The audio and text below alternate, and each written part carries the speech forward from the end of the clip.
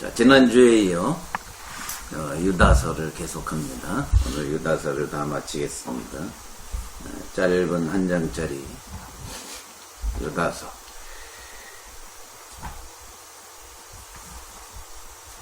왜 썼다고 그랬죠? 왜 썼느냐가 중요해요. 그죠? 3절이죠? 3절, 4절이 쓴 목적이에요. 원래 다른 얘기를 쓰려고 구원에 대해서 전반에 걸쳐서 구원에 대해서 상세하게 설명을 해주려고 하다가 작전을 바꿨다 그랬죠? 가만히 4절에 가만히 들어온 자 스네이크 인투 했다. 완전히 살짝 교회에 들어와서 진짜 예수 잘 믿는 척하고 가리키는 이 사람들은 그냥 들어온 사람이 아니에요. 거짓 교사들이에요. 그러니까 특별히 하나님께서 우리를 택하셔서 선생으로 만들어 주셨으니까 옛날에는 오늘날 우리 교회들처럼 유기적 교회니까 여기저기 지나가다가 들리는 선생들이 있었어요. 그러니까 그들이 진짜면은 얼마나 좋겠어요. 교제가 잘 됐겠죠. 근데 그런 줄 알고 맞이했는데 교회에 문제가 생겨버린 거예요. 그 소식을 멀리서 듣고 유다가 예수님의 동생이라고 우리가 여겨지는 사람이죠. 야고보의 동생. 그 사람이 쓴 편지입니다. 왜? 3절에 성도에게 단번에 주신 믿음의 도를 위하여 힘써 싸우라는 편지로 너희를 권하여야 할 필요를 느껴서 그래서 썼다. 싸워라. 힘써 싸워라. 누구와? 교회를 어지럽히는 거짓 교사들을 그들과 싸워서 믿음을 위해서 싸워라. 자, 그 얘기입니다. 그래서 우리가 그들의 정체를 5절부터 밝혔다고 그랬죠? 5절부터 19절이 이 사람들의 정체를 계속 조목조목 밝히는 내용이에요. 그래서 우리가 중간에서 스탑했어요. 지난 시간에 11절에서 스탑하고 오늘 12절부터 볼 차례예요. 그래서 그들의 정체가 뭐냐 이거죠. 자, 이 교회는 특별히 어떤 교회라고 그랬죠? 유대인 교회예요. 그러니까 유대인들은 뭐를 잘 알아요? 구약을 잘 알고 외경, 잡경 그 당시에 많이 있었어요. 그 잡경이라고 하면 구체적으로 뭐냐면 외경, 잡경이라고 하면은 우리 구약 성경은 어디에서 끝나죠? 말라기에서 끝납니다. 그 말라기가 예수님 오시기 전 약 400년 전입니다. 그러니까 구약 성경은 전부 예수님 오시기 전 400년 전에서 다 끝났어요. 그런데 예수님 오시기까지 그 사이에 한 300~400년 그때 나온 게 외경, 잡경들이에요.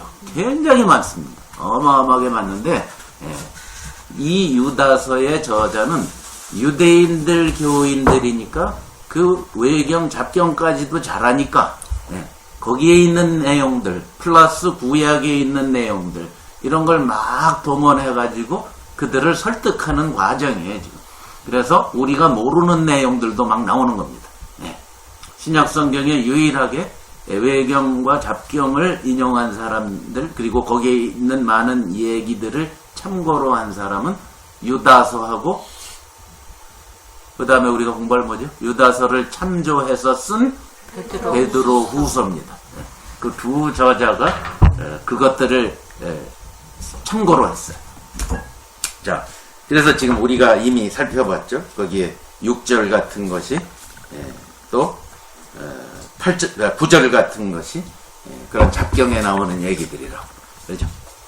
정경에는 안 나옵니다. 다만 유다는 유대인 교인들이니까 그들에게 말할 때 말빨이 잘 선다 이거죠. 잘 알아들을 수 있다 이거죠. 그래서 참고로 한 겁니다. 유다가 꼭 그것들이 성령의 감동을 받은 하나님 말씀이라고 생각해서 인용한 것 같진 않고 그들이 잘 아는 얘기니까 참고로 했다. 이렇게 알아들으면 될 것 같아요.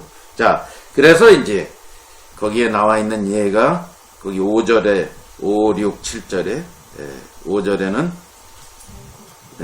애굽에서 구출받은 광야 생활을 하던 사람들이 굿줄 받고도 불순종하고 믿지 않고 그러다가 망했다는 얘기. 6절에는 천사들이 교만하게 자기 자리를 지키지 않고 처소를 떠나서 교만하게 하나님을 배반했을 때 하나님이 영원히 흑암에 가뒀다. 이 얘기는 성경에는 안 나온 얘기입니다. 자, 7절에 소돔과 고모라의 얘기, 창세기에 나오는 얘기. 9절에 요거는 테스타먼트 오브 모세스, 모세의 승천, 모세에 관한 이야기 따로 잡경이에요. 거기 나오는 얘기. 자, 그리고 11절에 세 가지 예를 들었다 그랬죠? 구약에 있는 누구? 가인, 발람, 고라. 세 사람의 망한 사람들의 이야기. 하나님 불순종하고 사람들을 잘못 호도하고 오도하고 그랬던 인물들이다 이 말이죠. 자, 거짓 교사들이 요 친구들이랑 비슷하다라고 정체를 지금 계속 밝힌 거예요. 자, 12절에 오늘 이제 12절입니다. 또 어떻게 이들의 정체를 계속 밝히고 있어요. 자, 저희는 기탄 없이 너희와 함께 먹으니 너희 애찬에 암초요. 애찬 뭐죠? 주의 만찬입니다. 초대교인들은 늘 같이 밥 먹으면서 주의 만찬이 곧 함께 하는 공동체의 식사였죠. 자, 거기에 나타나서 기탄 없이 먹는다. 그러니까 뭐예요? 아무렇지도 않다는 듯이 두려움도 없이 겁 없이 거기에 나타나가지고 그 공동체의 모든 거기에 마치 자기네도 똑같이 믿고 하는 것처럼 스스로를 감췄다. 암초다. 무슨 뜻이에요? 암초라는 건 배가 있는지도 모르고 가다가 팍 부딪혀서 깨지고 파손하는 게 암초잖아요. 그런 역할을 하는 놈들이다 이 말입니다. 그러니까 모르고 영접했다가 당한다 이 말이에요. 조심해라 이 말이죠. 계속 그들의 정체를 이렇게 밝혀주고 있어요. 자, 공동체의 식사, 주의 만찬이라는 것은 예수님께서 하신 복음, 이 일을 기리고 기념하고 같이 참여하고 하는 축제인데, 거기를 이 아니올 시다들이 딱 들어와서 마치 자기가 제대로 믿는 양, 또 거기서 막 가르치고, 암초 같은 존재들이다. 그 말입니다. 자, 자기 몸만 기르는 목자요. 에스겔서 34장 2절 3절에 있는 말씀에서 따온 거예요. 자기 몸만 기르는 목자요. 즉 뭡니까? 교회 공동체의 유익엔 관심 하나도 없고 자기가 안락하게 사는 데만 관심이 있어서 거짓 선생하고 돌아다니는 자들이다 이거죠. 그래서 대접받고 자기 삶에만 관심이 있다. 교회의 유익엔 관심이 없다. 그 뜻입니다. 바람에 불려가는 물 없는 구름이요. 이건 무슨 뜻이야? 바람에. 이건 잠언 25장 14절에서 따온 아이디어입니다. 다 구약에서 따온 거예요, 여기. 이 사람은 구약 박사니까. 자, 바람에 불려가는 물 없는 구름이다. 구름인데 바람에 밀려가 버리니까 비가 올 줄 알았는데 안 와버렸다 그 말이야. 이게 지중해성 기후의 여름 날씨입니다. 아시죠 그거? 저는 거기서 한 18년을 살아봤기 때문에 잘 알죠. 캘리포니아가 완전 이 이스라엘과 똑같은 지중해성 기후거든요. 거기는 비가 10월부터 4월까지만 옵니다. 그래서 한 4월부터 10월까지는 비가 한 방울도 안 옵니다. 깨끗하게. 그래서 구름은 근데 늘 있어요. 그래서 꼭 비 올 것처럼 하는데 절대 안 옵니다. 그게 지중해성 기후의 여름 날씨의 특징이에요. 그걸 빗대는 거죠 지금. 그러니까 전혀 뭐가 없다? 메시지만 대단하고 전혀 유익이 안 되는 가르침을 거짓 교사들이 가르치고 다닌다 이 말이에요. 예? 가격은 줄이처럼. 메시지만 거창하고 내용은 하나도 없고 열매도 하나도 없고 유익도 하나도 없는 말씀할 때 보면 막 쪼개는데 전혀 그것이 유익하지 않은 얘기. 그거를 전하고 다니는 거짓 교사들이다. 그걸 이렇게 빗대어서 얘기한 거예요. 뭐가 들 듯 뗄 듯 비가 올 듯 안 와. 얼마나 약 올라. 그런 거다. 이런데 매료되죠, 사람들이. 뭐가 좀 그럴듯한데 결국 실제로 신앙생활에는 전혀 도움이 안 돼. 이런 것들을 전하고 다녔다. 뿌리까지 뽑힌 열매 없는 가을나무요. 요거는 뭘까? 가을나무인데 생명이 없다는. 열매가 안 달려. 알고 봤더니 왜? 뿌리가 뽑혀서.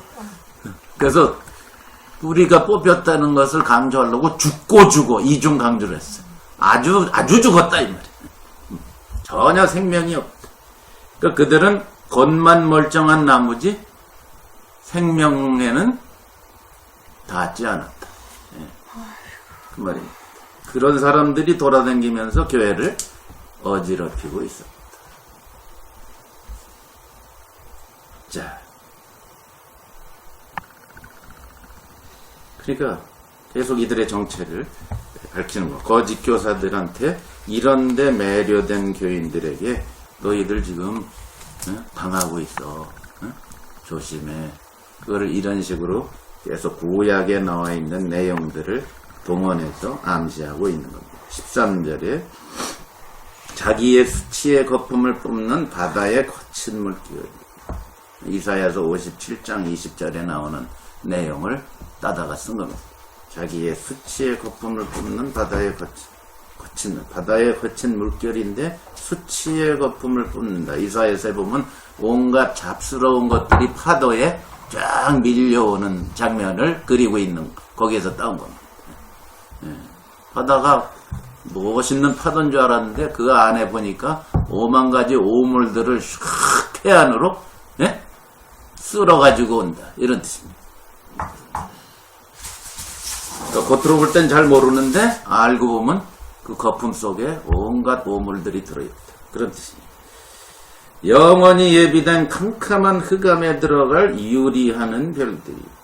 이것은 지난 시간에도 얘기했지만 이 사람이 좋아하는 잡경이 First Enoch이라고 그랬죠. 에녹서, 전 에녹서, 후 에녹서 이런 것들이 있어요. 잡경 중에. 사실 그건 에녹하고는 아무 관계가 없는 겁니다. 에녹은 여기도 이제 조금 이따 인용하지만 14장 14절에 보면 아담의 7째 손이니까 그만 한참 옛날이죠. 죽음을 맛보지 않고 왜 올라간 사람 있죠? 에녹. 그 사람이 얘기했다라고 예수님 오시기 전에 한 100여 년 전, 한 200년 전에 나온 책이 있어요. 그게 에녹서라는 거예요. 그러니까 완전히 엉터리죠. 사실은 내용은 전혀 에녹과는 관계없는 내용인데 이제 그렇게 쓴 건데 이 사람은 어쨌든 거기에 있는 말들을 좋아하는 사람이에요. 유다가. 그래서 거기 있는 것들을 갖다가 쓴 거죠. 영원히 예비된 캄캄한 흑암에 돌아갈 유리하는 별이다. 이것은 마귀가 하늘에서 떨어진 천사가 떨어진 거다. 별이 떨어진 걸로 마귀를 얘기하는 대목입니다. 결국 이 거짓 교사들이 마귀에게 속했다. 그것을 그렇게 표현한 겁니다. 전혀 하나님 사람들이 아니다. 자, 이런데 매료가 돼 있으니 교인들이여, 지체들이여, 정신 차리라, 싸워라. 그래서 쓴 편지다 이거죠. 자, 그러면서 14절, 15절은 아예 암시만 한 게 아니라 에녹서를 그냥 인용을 해버립니다. 이 사람이. 아담의 7세 손 에녹이 사람들에 대하여 이렇게 예언했다. 보라, 주께서 그 수만의 거룩한 자와 함께 임하셨나니 이는 뭇사람을 심판하사 모든 경건치 않은 자의 경건치 않게 행한 모든 경건치 않은 일과 또 경건치 않은 죄인의 죽게 거스려 한 모든 강팍한 말을 인하여 저희를 정죄하려 하심입니다.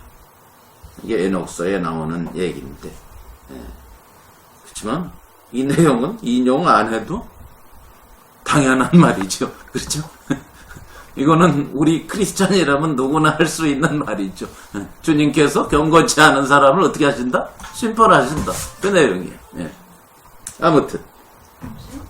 근데 유다는 이제 자기 독자들에게 탁 임팩트를 주려고 인용을 한 거죠. 어쨌든 하나님께서는 경건치 않게 사는 모든 사람을 정죄하고 심판하신다. 그것을 뒷받침하려고 인용한 겁니다. 자, 그래서 16절입니다. 이렇게 결론을 내렸습니다. 이 사람들은 원망하는 자며 불만을 토하는 자며 그 정욕대로 행하는 자라. 그 입으로는 자랑하는 말을 내며 이를 위하여 아첨한다. 이런 여러 가지 구약에 나오는 내용들 암시하는 내용 혹은 인용하고 잡경해서 그래 놓고서 이제 이 사람들의 정체를 더 확실하게 밝혀주는 게 16절입니다. 네? 어떤 사람들이 이 사람들이 하는 짓이 뭐다? 원망하는 자, 불만 토하는 자. 그 다음에 정욕대로 행하는 자, 그리고 입으로 교만하게 말하는 자, 자랑하는 자, 그리고 이익을 위해서 사람들을 차별하고 아첨하고 아부하고 그런 네 가지로 이들을 정리를 했어요. 원망하고 불만을 토로하는 자. 그 앞에 이미 나온 예 중에 하나죠. 11절에 나오는 거기에서 원망 불평하는 아주 대명사가 누구죠? 고라죠. 고라. 모세 때 모세와 아론을 대해서 원망하고 불평을 했지만 사실은 누구를 향해서? 하나님을 향해서. 하나님이 그렇게 하신 건데 하나님한테 원망할 수 없으니까 모세와 아론을 니네들이 이렇게 했다. 결국 하나님께서 심판을 하셔서 산채로 땅이 갈라져서 죽은 장본인이 고라죠.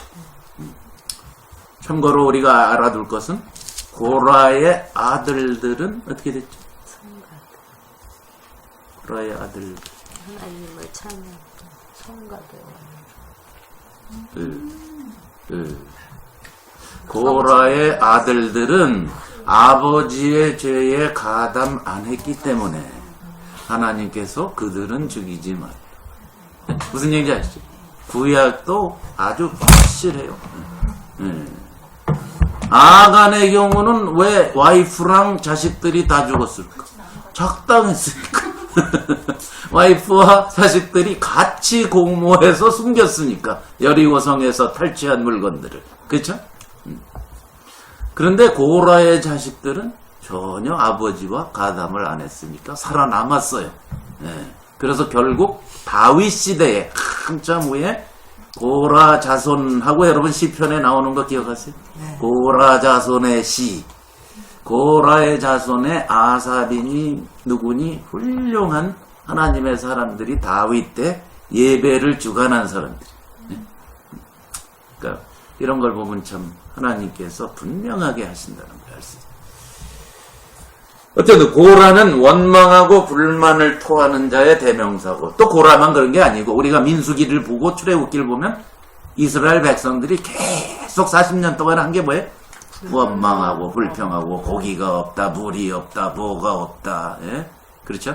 끊임없이 불만 토로하고 그러니까 이 사람들이 거짓 교사들이 살살 교인들한테 그런 마음을 집어넣었던 것 같아요. 원망하고 불평해서 편을 가르고 이런 짓.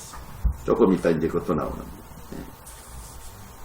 자, 공동체를 어지럽히기 위해서 원망하고 불만을 심어놨다. 그 다음에 정욕대로 행한다. 무슨 뜻이야? 뭐 금방 알 수 있죠. 자기들이 고기 덩어리다 이 말이죠. 본능대로 행했다. 속에서 올라오는 욕심대로 살고 있다. 자, 그러면 이들이 왜 분명히 교사인데 성경 교사들이에요. 말하자면 나름 복음을 전한다고 하는 교사들인데 원망하고 불평하고 사는 걸 보면 정욕대로 산다. 그 왜 그랬을까? 자, 그거는 우리가 3절에서 이미 나왔었죠. 성도에게 단번에 주신 믿음을 위하여 힘써 싸우라. 단번에 주신 무슨 뜻이라 했죠? 처음에 사도들이 복음을 전할 때 가르쳐준 그 복음, 예? 그걸 위해 싸우라는 말입니다. 그런데 거짓 교사들은 그 복음에서 이 부분은 잘못됐어. 이 부분은 빼야 돼. 이 부분은 더 해야 돼. 이런 식으로 가르쳤단 말이에요. 예? 그러니까 이건 틀림없어요. 이제 우리가 전체를 쫙 보면 이들을 갖다가 이제 신학적 용어로 antinomian이라고 부릅니다. antinomian. 노미안은 어디서 오냐면 노모스라는 그리스 말에 노모스가 법입니다. 하나님의 율법, 계명. 그걸 노모스라고 그래. antinomian이에요. 그게 뭐예요? 무법자들이다 이 말이에요. 법을 싫어하는 사람이다 이 뜻이에요. 예, 지가 법이다 이 말이에요. 자, 그러면 이들이 이런 걸 가리킬 때 뭘 갖고 가르쳤을까? 한번 생각을 해보세요. 여러분, 그들이 가서 가르칠 때 그냥 내 말을 들어라 이렇게 가르치지 않았을 거예요. 그들이 복음을 변질시켜서 가르칠 때는 뭔가 예를 들면 갈라디아 교회 가서 복음을 변질시켜서 가르쳤던 예루살렘 출신들은 뭐라고 하고 가르쳤죠? 우리가 알지만 갈라디아 교회 가가지고 할례를 받아야 예, 그래서 뭘 근거로 그랬죠? 율법을 사도 바울이 전한 복음 그거 아니야. 그거 다 아니야. 대가 뭘 모르고 에? 조금만 전해놨어. 실은 이거를 알아야 니네가 온전한 복음을 알아 하고 가르쳐준 게 뭐예요? 할례를 받아야 돼. 모세의 율법대로. 에? 사도 바울은 그걸 몰라. 쟤는 은혜밖에 몰라. 예를 들면 이러는 거예요. 그러면 이 앤티노미안이라는 사람들은 어떻게 가르쳤을까? 거꾸로 가르친 거예요. 예? 갈라디아서 같은 데 나타난 사람들은 이방인들에게 가가지고 모세의 율법대로 할례를 받아야 온전한 구원을 얻는다. 이렇게 가르쳤고 예. 앤티노미안들은 반대로 가르치는 거예요. 막사로 은혜가 있으면 법 안 지켜도 돼. 율법이 뭐가 중요해? 은혜가 있는데. 요즘도 교회 안에 이런 사람 많아요. 율법과 은혜를 자꾸 가르려고 가르치는 사람. 바울이 왜 로마서에서 갈라디아서에서 은혜를 강조했냐면 그런 사람들 때문에 강조하는 거예요. 네? 말도 안 되는 율법 할례 받아야 유대인이 먼저 돼야지만 구원받을 수 있다. 유대인이 먼저 되고 예수를 믿어야 된다. 이런 주장을 하는 사람들 때문에 쓴 거예요. 갈라디아서나 로마서가. 그러니까 강조점이 어디에가 있어요? 은혜가 있죠. 그렇죠? 근데 그것을 오해해버리면 뭐예요? 그러니까 제가 늘 말씀드린 성경을 쓴 의도를 따라가야지만 바로 보이는데 글자만 따라가면 바울이 마치 율법은 중요시 안 하고 은혜만 중요시 여긴 사람으로 바울을 생각하기 쉬워요. 갈라디아서와 로마서만 딱 따다가 좋아하는 사람들은. 무슨 얘기인지 이해가 있죠? 네. 그러니까 거꾸로 나가요. 은혜가 있으면 율법 안 지켜도 돼. 구원받으면 하나님이 한번 택했으면 어떻게 살아도 상관없어. 네? 네. 하면서 정욕대로 산단 말이에요. 본능대로 사는 사람이 꼭 생긴단 말이에요. 그러니까 이런 걸 우리가 요즘도 분별할 줄 알아야 돼. 은혜와 율법을 특히 가르려고 하는 사람들이 있죠. 이런 사람들, 그렇게 설교하는 분들 많습니다. 지금도. 인터넷에 보면 그런 테이프가 굉장히 유행합니다. 그러면 되게 귀에 쏙쏙 들어오죠. 역시 은혜야, 은혜야. 네. 율법주의 아니야. 당연히 율법주의는 아니죠. 네. 사도 바울도 분명히 얘기했죠. 근데 그런 배경에서 나온 걸 이해하시란 말이에요. 네? 이해하십니까? 네. 그러니까 이 사람들은 거꾸로 해. 네. 거꾸로. 네. 뭐 법이 무슨 필요해. 무법자로 사는 거예요. 완전 지가 법이 되어서 사는 사람들이에요. 네. 그러니까 막 사는 거예요. 그러면서 그런 걸 가르쳐주니까 누군지는 모르지만 그게 아마 팔레스타인에 있던 유대인 교회라고 우리가 추측하는데 학자들이 거기 있던 사람들이 야 이거 자유롭고 좋은데 그러고 방종으로 나간단 말이에요. 맞아. 은혜지. 그러니까 막 사는 거예요. 이렇게 살아도 하나님이 사랑하시고 저렇게 살아도 하나님이 사랑하시고 이래도 되고 저래도 되고 이런 소리들을 하게 되는 거예요. 자, 그게 바로 이 유다서를 쓰게 된 목적이고 그런 대상들에게 썼다는 거예요. 그래서 원망하고 불만 토하고 정욕대로 행하고 입으로는 자랑하는 말을 내고 우리가 진짜 복음을 제대로 알고 있어. 자랑하는 말을 하고 아주 교만하게 행했다. 그 다음에 이를 위하여 아첨을 했다. 무슨 뜻이에요? 돈 좀 있는 교인들을 아첨한다 그 뜻이죠. 이를 위해서. 교회에 딱 보고 돈 좀 있으면은 가서 아주 친하게 굴고 아닌 사람은 별로로 대하고 이런 사람들 꼭 있죠. 이게 거짓 교사들의 특징이라는 거예요. 그러니까 이렇게 교회를 와가지고 어지럽히니까 교회가 어떻게 되겠어요? 위태위태해지죠. 그래서 힘써 싸우라 이런 표현을 한 겁니다. 이건 아니다. 공동체를 어지럽히는 사람들. 자, 거기까지 정체를 확 밝혀놨어요. 17절부터도 조금 더 이제 이들에 대한 설명이 있는데 16절까지 질문이 있으니까 16절까지 이제 유다서의 내용을 어느 정도 파악하시겠죠? 그죠? 네, 왜 썼나? 누군가? 네.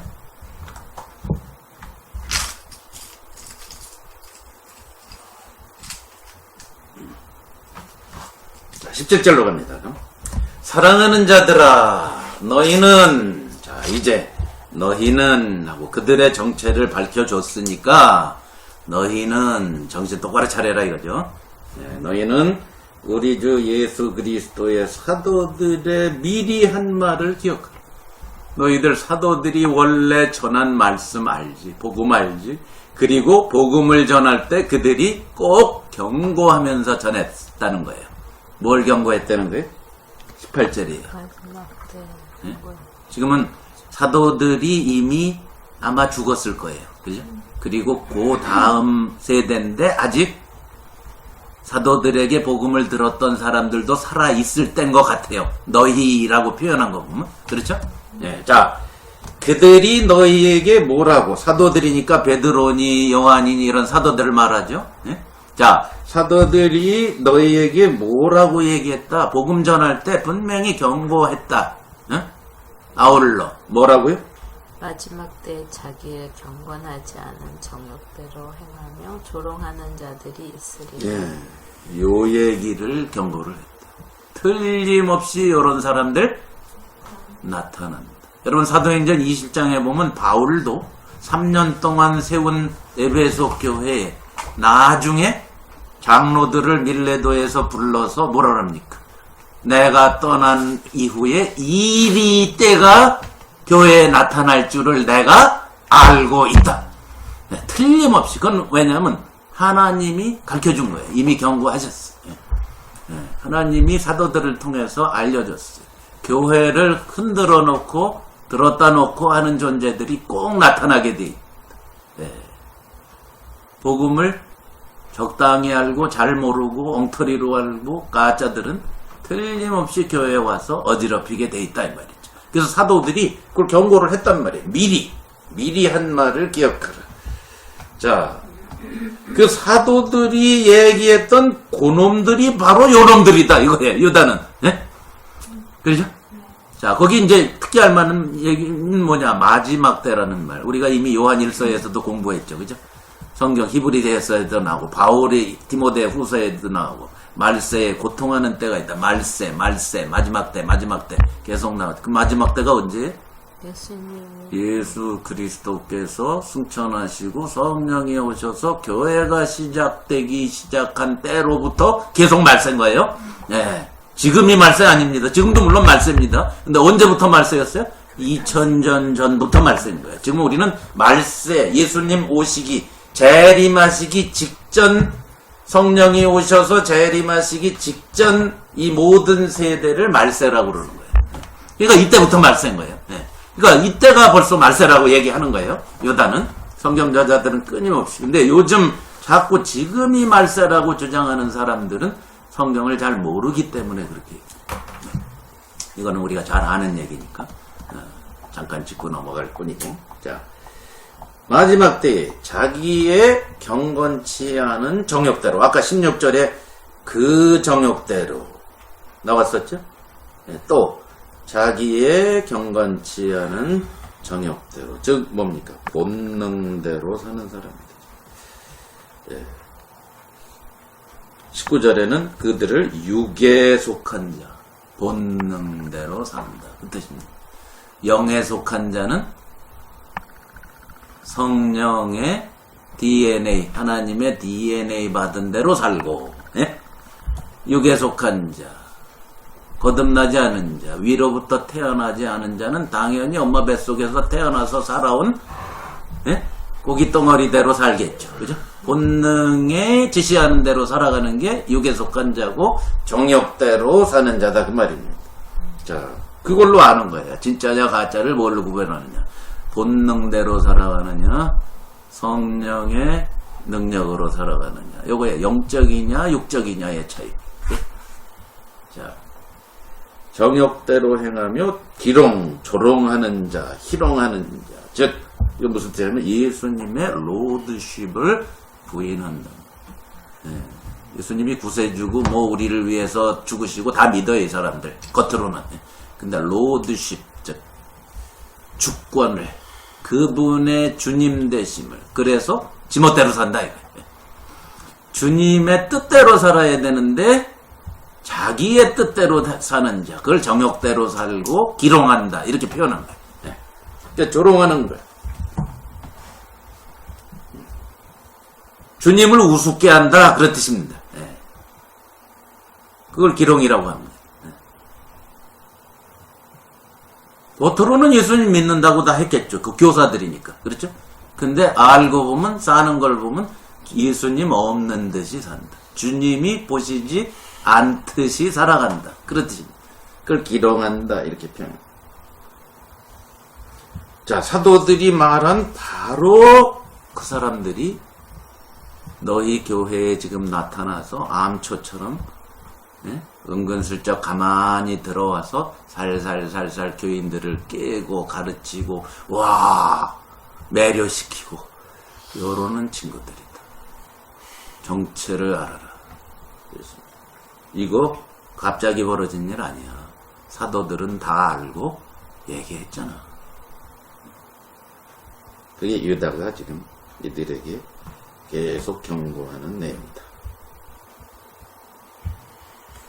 자, 그 사람들이 이제 마지막으로 그 사람들의 정체를 밝힌 게 19절입니다. 이 사람들은 어떻다? 분열을 자기 편 만드는, 당을 짓는 자, 편당을 만드는 자. 네? 자기들이 가르치는 것을 따라오면은 자기 편을 만드는 거예요. 교회를 분열시키는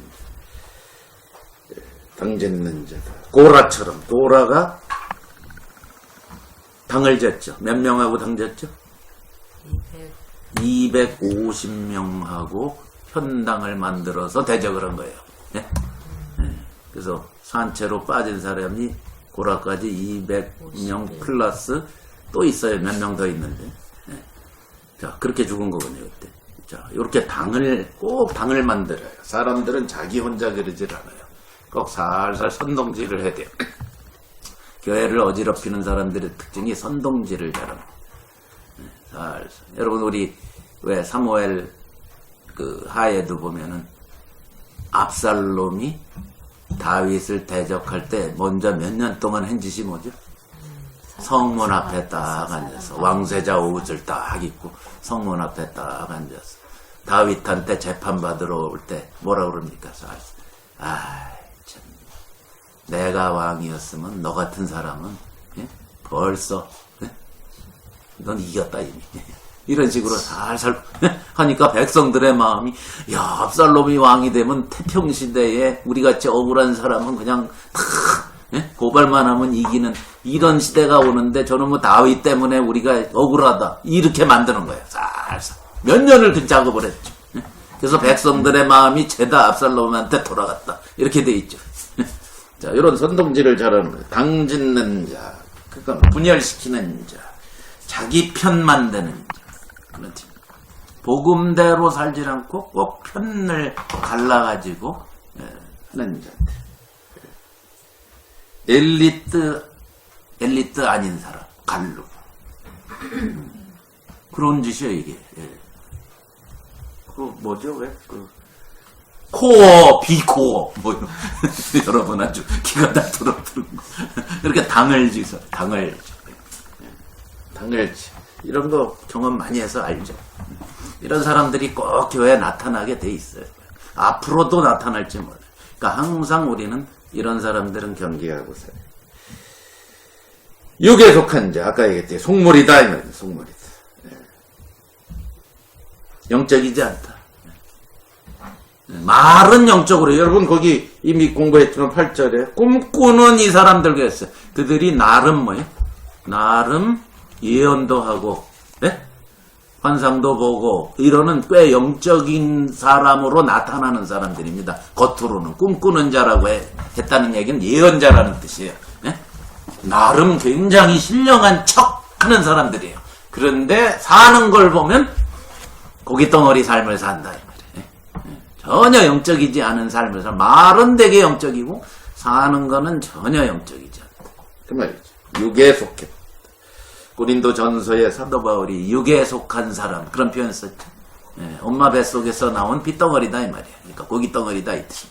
전혀 영적인 것을 분별할 수가 없는 존재. 그걸 육적인 사람, 육에 속한 자 이렇게 얘기합니다. 즉 본능대로 사는 사람. 그러니까 마음속에 지가 원하는 대로 살아가는 사람.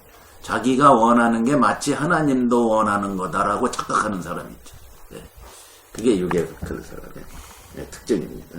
그래서 뭐라고 마지막 결론을 뭘로 내렸어요? 마지막 결론이 뭐예요? 19절에. 이들의 성령은 없다. 그러니까 뭐예요? 예수님께 속한 게 아니다. 겉으로는 되게 성령 받은 사람처럼 구는데 실제로는 성령은 없는 자. 저는 지난 한 45년 가까이 신앙생활하면서 제 경험 속에서 소위 성령을 주장하는 사람들 속에서 제일 기복신앙, 육적인 삶, 지멋대로 사는 삶. 왜 그러냐면 이 사람들의 특징은 특별한 게 자기한테 임했기 때문에 자기는 어떻게 살아도 괜찮다. 이런 생각이 들게 돼 있어요. 저는 너무나 많이 봤어요. 너무나 많이. 그러니까 이들이 그런 사람들이겠죠. 성령도 없으면서 성령은 제일 많이 떠드는 사람들이다 이 말이에요. 자, 19절까지. 자, 우리 로마서 8장 한번 봅시다. 사도 바울은 뭐라고 얘기하나? 로마서 8장 우리가 잘 아는 로마서 8장이 성령에 관해서 계속 얘기하죠. 대체 믿음으로 의롭게 받은 사람, 하나님과 화평을 누리는 사람, 이런 사람들의 정체가 뭐냐? 성령의 사람이다. 그게 이제 8장에 오면은 그 사람들을 이제 얘기하고 9절부터 보겠습니다. 로마서 8장 9절. 성령이 있는 사람, 없는 사람 차이가 뭐냐? 자, 로마서 8장 9절입니다. 만일 너희 속에 뭐가 거하시면 하나님의 영, 성령이죠. 성령이 거하시면 너희가 육에 있지 않고, 아까 육에 속한 사람이라 그랬죠? 육에 있지 않고, 육신에 있지 않고 영에 있나니 누구든지 그리스도의 영, 하나님의 영, 그리스도의 영 똑같은 거예요. 성령을 하나님의 영이라고도 부르고 그리스도의 영이라고 부르는 거. 삼위일체 하나님이시니까. 자, 그리스도의 영이 없으면 그리스도의 사람이 아니라. 아까 성령은 없는 자니라. 똑같은 표현이죠. 그리스도의 영이 없으면 그리스도의 사람이 아니라. 예수님께 속하지 않았는데 겉으로 볼 때는 속한 척하고 가르치고 다닌다 이 말이죠. 자, 10절. 또 그리스도께서 너희 안에 계시면 몸은 죄로 인하여 죽은 것이나 영은 의를 인하여 산 것이니라. 예수를 죽은 자 가운데서 살리신 이의 영, 역시 성령이죠. 너희 안에 거하시면 그리스도 예수를 죽은 자 가운데서 살리시니가 너희 안에 거하시는 그의 영 성령으로 말미암아 너희의 죽을 몸도 살리시리라. 12절입니다. 그러므로 형제들아 우리가 빚진 자로 돼 주님께 빚진 자다 이 말이죠. 육신에게 줘서 육신으로 살 것이야. 성령 받은 자는 성령의 사람은 어떻게 산다? 육신대로 살지 않게 된다 이 말이에요. 너희가 육신대로 살면 반드시 죽을 것이다. 그건 성령이 없기 때문이다. 영으로서 몸의 행실을 죽이면 살리니 무릇 하나님의 영으로 인도함을 받는 그들은 곧 하나님의 아들이라. 하나님께 속했다. DNA를 받았기 때문에 하나님의 영으로 성령으로 육신으로 살지 않고 성령으로 살아가게 돼 있다. 너희는 다시 무서워하는 종의 영을 받지 아니하였고 양자의 영을 받았으므로 아바 아버지. 예수님이 하나님을 부르는 아버지를 부르는 것과 똑같이 부를 수 있게 된다. 하나님의 DNA가 성령이 들어왔으니까 성령이 친히 우리 영으로 더불어 우리가 하나님의 자녀인 것을 증거하시나니 자녀이면 또한 후사 곧 하나님의 후사요 그리스도의 공동 상속자다. 그 말이라 했죠? 네. 그래서 그와 함께 영광도 받고 고난도 받는다. 이게 성령 받은 사람들의 정체성이다. 자, 그런데 지금 이 교회에 나타나서 거짓 교사들로 사람들을 매료시키고 미혹하고 있는 존재들은 성령이 없다. 왜? 육신대로 사니까. 자, 그 정체를 5절부터 19절까지 아주 빠삭하게 구약의 예로 들어서 외경과 잡경의 예로 들어서 그리고 겉으로 나타난 이들의 현상을 그대로 밝혀줌으로써 이들이 어떤 사람인가 너희들이 확실히 알아라. 그게 19절까지 얘기를 합니다. 그리고 다시 3절 4절에서 왜 편지를 쓰게 됐나 그 목적으로 돌아옵니다. 네? 자, 그걸 부연 설명한 게 20절, 21절, 22절, 23절. 네, 계속해서 이제 왜 이 편지를 쓰게 됐느냐의 연장입니다. 목적을 얘기하고 예를 들고 정체를 파악하고 가르쳐주고 다시 그 목적으로 돌아오는 겁니다. 자, 사랑하는 자들아 너희는 너희의 지극히 거룩한 믿음 위에 아까 3절에 단번에 주신 믿음 그거죠? 그 믿음 위에 너희들을 건축하며 성령으로 기도하며 하나님의 사랑 안에서 자기를 지키며 영생에 이르도록 우리 주 예수 그리스도의 긍휼을 기다리라. 이게 편지를 쓴 목적이다 이 말이죠. 자, 여기에 명령형 동사는 하나고 나머지 동사들은 전부 보어입니다. participe입니다.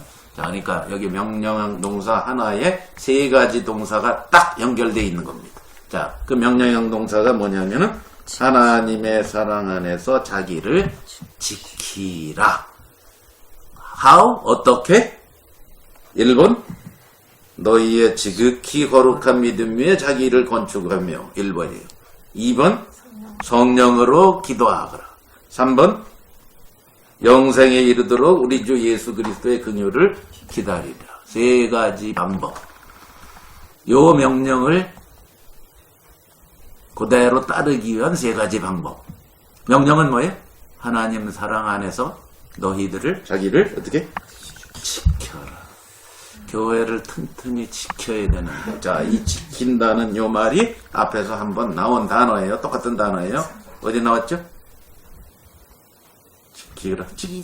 2절에 나왔어요. 2절에 이미 나온다. 1절에 나온다. 예수 그리스도를 위하여 어떻게? 지키심을 입은 자. 그 단어예요. 예? 똑같은 단어가 지금 반복된 거예요. 그러니까 벌써 유다는 이 단어가 유다서의 중심 단어로 생각을 하고 쓰기 시작한 거죠. 지키는 거가 포인트예요. 교회를 지켜야 된다. 신앙을 지켜야 된다. 거짓 교사들로부터 지켜내야 된다는 거예요. 그런데 1절에서는 누가 지킨다? 누가 지켜주신다? 하나님이 지켜주신다. 지금 20절에서는 우리가 지킨다. 그러니까 뭐예요? 하나님과 연합해서 해야 될 성질이다. 그것이죠. 자, 그러니까 항상 텐션이 있어요. 둘 사이에는. 우리는 자칫 잘못하면 어차피 구원받은 사람은 하나님이 지키죠. 이랍니다. 아니라는 거예요, 유다는. 그 말도 맞지만 동시에 또 누구도, 자기도, 우리도 하나님과 연합하여 우리도 지켜내야 된다. 명령형으로 나오잖아요. 그러니까 항상 텐션이 있어요. 우리 신앙생활에 믿으면 다 돼. 복음을 알면 다 돼. 안 돼요, 그렇게. 우리가 의지적으로 결단을 내려서 항상 매일매일 하나님 앞에 순종하고 연합을 해야 돼요. 그렇죠? 그러니까 앞에서 지키는 건 하나님이 지킨다고 똑같은 단어인데 뒤에서 지키는 건 우리가 지켜야 되는 거예요. 하나님과 항상 같이 살아야 돼요. 그걸 예수님은 뭐라고 표현하죠? 내 말씀 안에 거하라. 같이 살아라. abide. 매노라 그랬죠? 매노. 요한복음 15장에 도배를 해놓은 단어. 요한 1서에 도배를 해놓은 단어지. 거하라. 늘 하나님과 예수님과 함께 연합하여 사는 의지적인 결단이 우리에게 매일 있어야 되고, 그런 사람을 하나님이 또 늘 지키시고. 그죠? 자, 이 지켜라예요. 하나님 사랑 안에서요. 즉 뭐예요? 그냥 지키는 게 의지의 결단만 내리는 게 아니라 뭘로? 하나님의 사랑 안에서 하나님의 사랑을 알고 풍성하고 그것에 감격하고 그것 때문에 흥분하고 결단 내리는 거지, 그냥 메마른 상태에서 내가 제대로 살아봐야지 이건 아니라 이 말이에요. 하나님의 사랑이 충만한 그것을 늘 제대로 알고 경험할 때 그 결단도 나올 수 있다 이것이죠. 자, 어떻게 지켜라? 1번 너희의 지극히 거룩한 믿음 위에 너희들을, 자기를이 아닌데 사실 너희를 건축하며요. 그러니까 뭐예요? 건축하다. 이 건축하다가 사도 바울이 즐겨 쓰는 교회를 세운다 그 뜻이에요. 자, 지금 어떤 상태예요? 유다서를 쓰게 된 동기가 뭐예요? 거짓 교사들이 대거 몰려와서 교회를 어지럽히고 교회가 마치 빌딩으로 말하면 무너지고 지금 벽이 헐어지고 지붕이 날아가고 이런 상태라 이 말이죠. 그렇죠? 지진 같은 게 일어나서 지금 막 토대가 막 무너지고 터가 막 그냥 무너지고 이런 상태라는 거죠. 그걸 다시 건축하라 이 말이에요. 그러려면 어디다 건축해야 된다? 3절에 얘기한 성도에게 사도들이 처음에 주셨던 그 복음 위에 믿음. 그때 복음 듣고 너희가 믿은 거 있지. 단번에란 말은 지난 시간에 해석해드렸죠. 뭐라고요? 더할 수도 없고 뺄 수도 없고 붙일 수도 없고, 사도들이 전수해준 원래 예수님이 주신 그 믿음 있죠. 그거를 이 거짓 교사들이 와서 어지럽혔다 이 말이에요. 믿음 있고 그런 게 아니야. 너희들이 아직 다 모르고 있어. 이걸 알아야 돼. 이러고 미혹됐다 이 말이에요. 그러니까 다시 유다는 어디로 가라? 너희의 거룩한 믿음, 처음에 받았던 그 믿음 위에다가 교회를 다시 건축해야 된다. 교회 세우는 용어에 이게 오이코도메오 라는 건축한다라는 뜻입니다. 에피 오이코도메오예요. 그래서 에포이코도메오 이런 단어가 여기 써 있습니다. 교회를 다시 세우라 그 말입니다.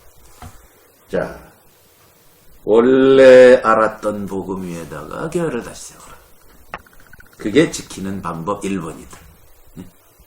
어떻게 지켜내느냐? 1. 교회를 다시 온전한 거룩한 원래 믿음에다가 다시 세워라.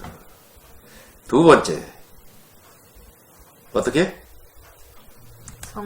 성령 안에서 기도하라 해요. 성령으로라고 하니까 좀 성령으로 기도하는 게 뭔가? 그러니까 성령으로 기도한다. 그러니까 자꾸 방언한다. 이렇게 성령 운동하는 사람은 이거 100%다 방언 기도라고.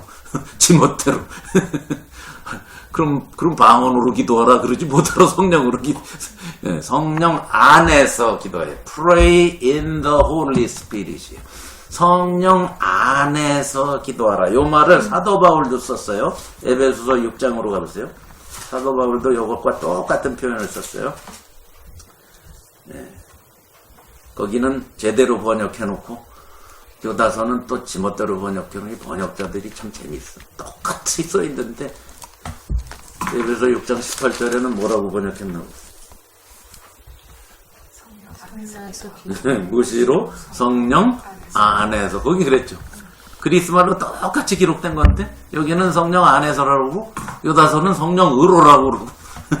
자, 그러니까 성령 안에서 기도한다. 바울도 그 표현을 쓰고 유다도 지금 그 표현을 쓰죠. 무슨 기도일까 그런 건?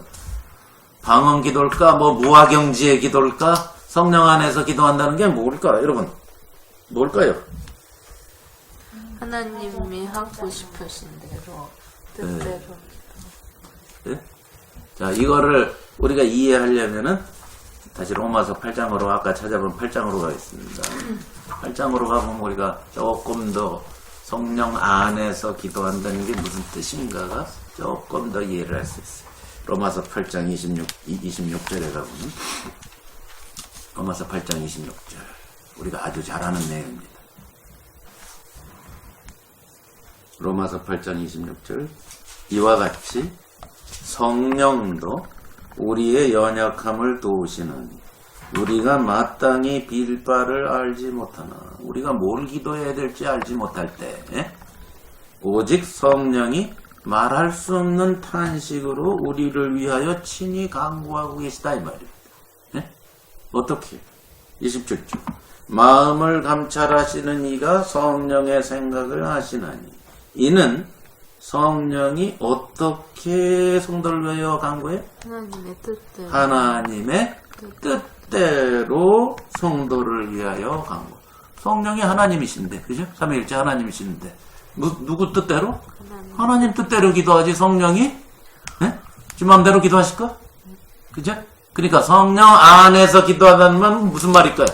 하나님의 뜻대로 기도한다. 우리가 수많은 기도들을 하지만 하나님의 뜻대로 안 할 때가 많잖아요. 그러니까 성령 안에서 기도하라. 교회를 지키는 방법. 교회를 어떻게 다시 지키냐. 믿음 위에 다시 지키고 건축하고 그게 1번. 그 다음에 하나님의 뜻대로 기도해서 다시 세워야 돼. 하나님의 뜻대로. 니네 마음대로 지금 살았으니까 하나님의 뜻대로. 즉 이게 요한복음 14장 15장 계속 얘기하는 예수님의 이름으로.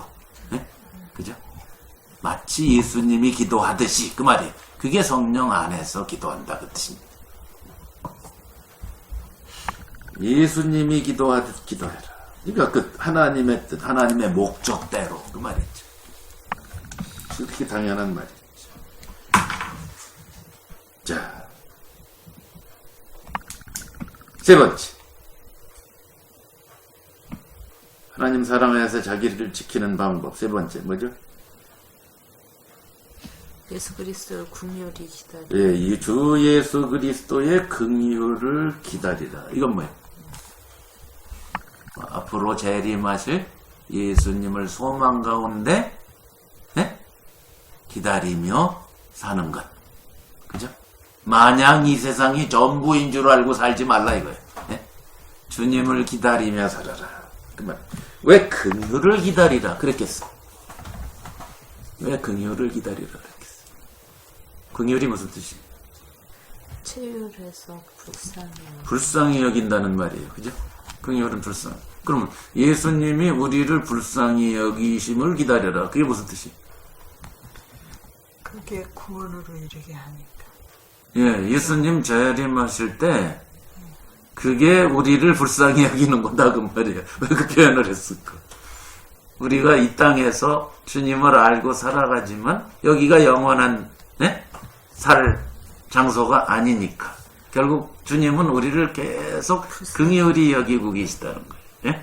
그래서 언젠가는 예? 고통도 없고 눈물도 없고 아무것도 없는 예? 영원한 세계로 인도하실 거라니까. 그러니까 우리를 긍휼히 여기신 날이란 말이에요. 그게. 이해가시죠?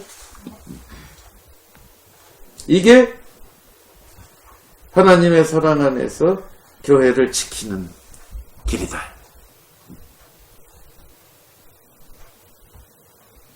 이게 유다가 편지를 쓰게 된 동기라. 이걸 위해서, 이걸 가르쳐 주려고 힘써 싸우라. 이걸 가르쳐 주려고. 그러면서 이제 22절, 23절은 그 거짓 교사들의 영향을 받은 사람들에 대해서 쓴 거예요. 그들의 영향을 받고 의심에 빠진 사람들. 그죠? 어떤 의심하는 자들을 불쌍히 여기라. 네? 그들에게 게임을 받아서 헷갈려갖고 지금 갈팡질팡하고 있는 사람들이. 네? 이게 맞나? 저게 맞나? 사도들이 전한 복음이 맞나? 이 고집교사들도 상당히 매력적으로 얘기하는데 이게 맞나? 저게 맞나? 헷갈리는 사람들 있죠, 교회. 네? 그들을 불쌍히 여기라. 네? 그들에게도 찬스가 있을 수 있다 이거죠. 네? 네? 그들을 그냥 에이 믿음 없는 놈들 그러지 말고 네? 불쌍히 여기라. 네? 혹시 하나님이 그들을 다시 세우실 줄 아느냐 이거죠. 불쌍히 여기라. 두 번째, 또 어떤 사람이 있어요? 어떤 자를 불에서 끌어내어 구출하라 해. 이건 뭘까?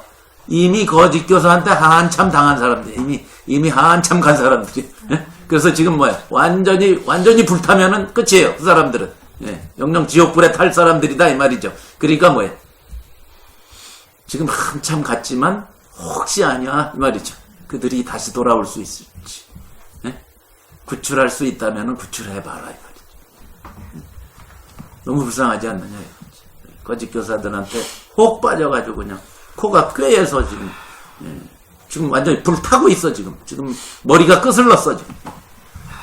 근데 머리가 끄슬른 정도는 구출하면은 적어도 대머리는 되겠지만 살 수는 있잖아. 그 말이지.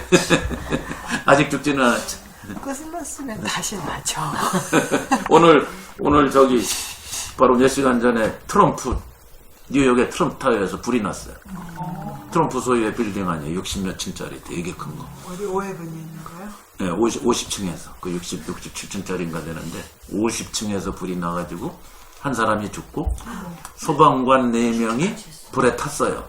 근데 이제 생명에는 지장이 없대요. 그걸 말하는 거야. 소방관 4명이 불 끄다가 트럼프 애들을 위하니 거기 위에 있는 거 아니에요? 꼭대기에 펜트하우스에 살지. 네. 애들이 백악관 가지 않았니? 몰라요. 6개월만 살다 간다고 그랬는데 전 잘 모르겠어요. 아무튼 6개월은 거기서 살았죠. 멜라니아가. 저 거기 들어가 봤어요. 그래요? 호화판이 저기. 네, 집에 들어갔어? 아파트들인데 아니 트럼프 집에 들어갔다고.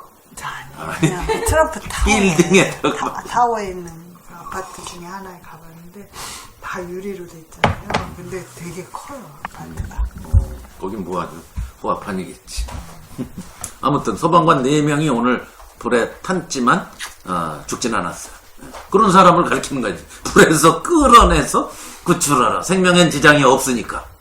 어느 정도 탔는지는 모르겠지만 그래서 트럼프가 뭐 위로의 메시지도 전하고 뭐 벌써 그랬더라고. 자, 자기 빌딩에서 탔으니까. 돈 안 물어줘. 예? 돈 안 물어줘. 또 어떤 자를 불에서 끌어내어 구출하라. 지금 거짓 교사한테 한참 속은 사람들을 말하지겠죠. 그 다음에 이제 더 세 번째로 어떤 자를 그 육체로 더럽힌 옷이라도 싫어하여 그 두려움으로 긍휼히 여기라. 그 말은 이 표현은 스가랴서에서 갖고 온 뜻이 불에서 끌어내라는 말도 스가랴서 구약 3장 2절 스가랴서 3장 2절에서 갖고 온 거고 지금 육체로 더럽힌 옷이라도 싫어하여 이 표현도 스가랴서 3장 3, 4절에 나오는 표현이에요. 비슷한 표현이 나와요. 그러니까 옷이 더럽혀진 상태, 그게 육신대로 살아서 더럽혀진 사람들. 그러니까 뭐예요? 이 사람들은 거짓 교사들의 게임에 완전히 빠진 사람을 말합니다. 예. 그거를 싫어해서 두려워해야 된다. 저 사람들은 지옥의 자식 거의 다 됐다 이거죠. 불쌍히 여겨라. 혹시 아냐 그거죠. 예. 그들에게도 찬스가 있을 기도해주고 어떤 방법이라도 동원해서 그들을 구출해내라는 거죠. 예. 불쌍히 여겨라. 자, 그래서 거짓 교사들에게 영향받고 당하고 한 사람들까지 얘기한 겁니다. 자, 그리고 나서 마지막 이제 끝맺은 말이 24절, 25절. 이제 자기가 하고 싶은 얘기를 다 한 거죠. 근데 원래 하고 싶은 건 이게 아니었었죠. 원래는 딴 얘기 하려고 했는데 지금 갑자기 급보가 들어와가지고 가만히 교회를 들어와서 어지럽혀서 교회가 거의 무너지기 일보 직전인 교회를 다시 세우기 위해서 쓴 편지죠. 자, 그래서 24절에 격려의 메시지, 24절에 마지막으로 격려의 메시지를 하고, 이제 25절에는 이제 하나님께 영광을 돌리고 끝나는 건데, 자, 24절입니다. 능히 너희를 보호하사 거침이 없게 하시고, 너희들을 하나님이 보호하시는데 어떻게 한다? 거침이 없다. 무슨 뜻이에요? 넘어지지 않게 그 뜻이에요. 네. 넘어지지 않게. 네. 넘어지지 않게. 스텀블링 블락에 넘어지지 않게. 스텀블링 하지 않게 그 말이에요. 자, 넘어지지 않게 하시고 너희로 그 영광 앞에 흠이 없이 즐거움으로 서게 하시는 자예요. 꼭 미래형은 아니에요. 우리 성경엔 미래형으로 번역되어 있지만 서게 하시는 자, 항상 이렇게 해주시는 자 그 뜻이에요. 여기서 저기서. 그러니까 아무리 거짓 교사가 판쳐도 하나님은 이렇게 해주실 것이다. 이렇게 항상 해주시는 자이다. 넘어지지 않게 해주신다. 시편에 보면 그런 표현이 있죠. 여호와께서 우리의 손을 잡아주시기 때문에 우리는 어떻게 넘어지지 않는. 어떻게 한다고 표현했죠? 아주 넘어지지 않는다. 그게 무슨 뜻이에요? 이 표현이에요. 시편 기자가 아주 재밌게 표현한 거예요. 내가 어린아이가 엄마 손을 잡으면 돌뿌리에 넘어지면 아니 아이가 엄마 손을 잡으면 돌뿌리에 걸리면 놓죠. 엄마가 아이 손을 잡으면 완전히 넘어지지. 아주 넘어지지 않죠. 네. 휘청은거리죠. 그런 표현이 있어요. 시편에. 네. 그러니까 여기도 그런 표현이겠죠. 그죠? 하나님께서 우리를 보호하사 넘어지진 않게 흔들리기도 하고 네? 휘청거리기도 하고 비틀거리기도 하겠지만 자빠지진 않는다. 이렇게 하실 하나님입니다. 이렇게 항상 해주시는 하나님. 네. 그분에게 곧 우리 구주 홀로 하나이신 하나님께 그랬죠? 그죠? 요렇게 해주시는 분이 우리 구주 홀로 하나이신 하나님이에요. 그죠? 근데 1장 4절에 한번 보세요. 거기는 누가 홀로 하나이신 주제예요? 예수. 거기 또 예수 그리스도. 그러니까 이 사도들이나 초대 리더들은 확실히 삼위일체를 분명히 알고 있었다는 거죠. 하나님 아버지도 홀로 주제시고 예수님도 홀로 주제시고 그렇죠. 그들은 분명했었어요. 여호와의 증인 같은 이단이 아니었어요. 분명했어요. 그러니까 거긴 예수 그리스도가 홀로 하나이신 주제고 여기선 홀로 하나이신 하나님. 네. 똑같은 삼위일체 하나님이시고 그분께 우리 주 예수 그리스도로 말미암아 영광과 위엄과 권력과 권세가 만고 전부터 이제와 세세 즉 뭐예요? 한마디로 하면 한마디로 해도 될걸? 이렇게 세 개로 나눈 거예요. 에? 만고 전 이제 세세 뭐예요? 한마디로 지금 얘기한 거 당신이 뭐죠? 영원히 그렇게 쓰면 될 거를 일부러 이렇게 쓰는 거예요. 강조한 거예요, 강조. 하나님은 이런 분이시다. 하나님은 이분. 시작도 없고, 끝도 없으신. 항상 계신. 그런 분이 교회를 지키시고, 넘어지지 않게 하시고. 그러시니까, 너희가 그분과 연합해서 지켜내라, 교회를. 네? 그게 유다서입니다. 잘 안 읽는 거지만 이번에 공부함으로써 무슨 얘기인지를 좀 확실하게 짚고 가면 좋겠습니다. 이 유다서를 토대로 쓴 편지가 베드로후서예요. 그래서 베드로후서 2장과 3장 초반까지는 이 유다서의 내용을 거의 월드 포 워드는 아니지만 내용은 다 카피를 해요. 그러면서 조금 다른 대상에게 쓴 거예요. 대상이 거기는 좀 달라요. 메시지는 같지만 대상이 달라요. 자, 그거는 다음 시간에 베드로후서를 공부하기로 하고. 자, 그러니까 유다서는 한마디로 뭐다? 거짓 교사들이 와서 분열시키고 파괴해서 완전히 파괴되기 일보 직전인 교회를 원래 사도들이 전한 복음에 의해서 생긴 그 믿음, 그거 위에 교회를 다시 세우라라는 경고와 격려의 편지다. 그러니까 이게 우리 지금 교회 생활 하다 보면은 지금 우리 교회에도 얼마든지 이제 이런 그렇죠. 사람들이 들어올 수 있을 때 우리가 해야 될 어떤 매뉴얼 같은 거. 그렇죠. 매뉴얼이에요.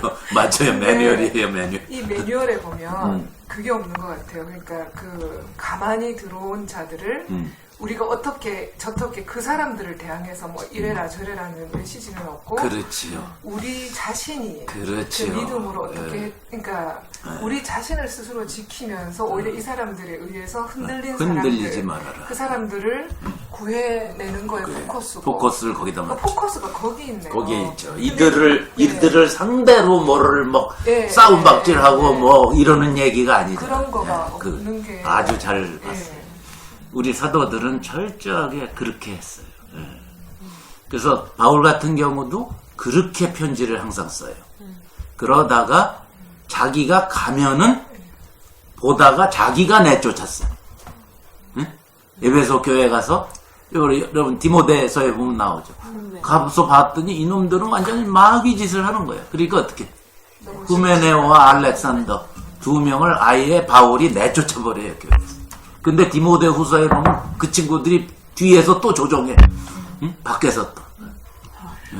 그러니까 참 집요한 사람들이 많았어요.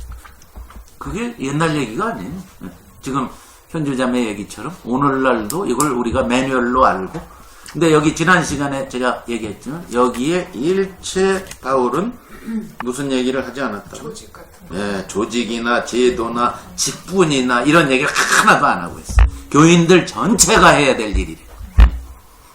그러니까 오늘 우리 같은 교회에다 얘기한 거예요. 예? 우린 그런 게 없잖아. 그러니까 우리 같은 교회에다가 쓴 거예요.